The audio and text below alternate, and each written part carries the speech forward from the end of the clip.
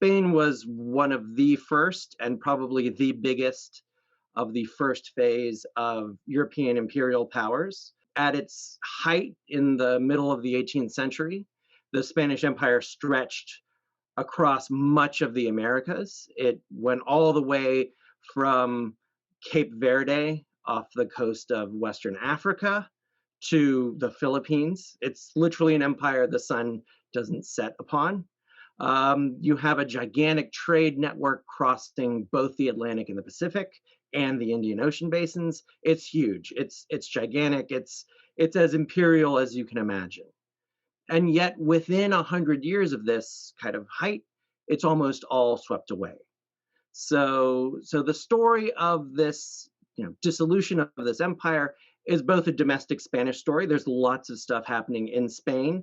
There's lots of European reasons why this empire collapses, but there's also lots of reasons within the colonies themselves. And part of this story is, beginning at this time, I think we can definitively say there's no such thing as a domestic story anymore. Certainly in Europe, the imperial and the domestic and the international are all so tightly knit together that even when you start telling one story, all of a sudden you begin talking about another.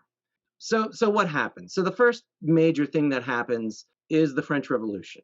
And this kicks off a period of contestation in Europe, especially in Spain, that really changes the equation for everybody.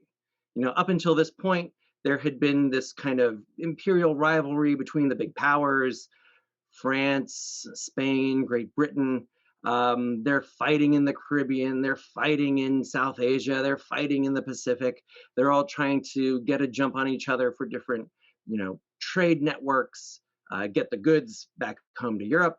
But the French Revolution changes everything, and pretty soon after the revolution, you see the wars of the revolution, and Spain becomes a major locus of catastrophe.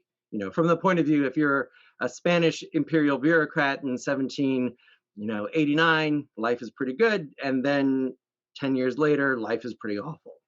And this begins a period of Spanish domestic politics that are chaotic. The monarchy is abolished and reestablished several times. There are Republican movements. There are royalist movements. And pretty soon, the question of how do you keep this empire up together is a secondary question.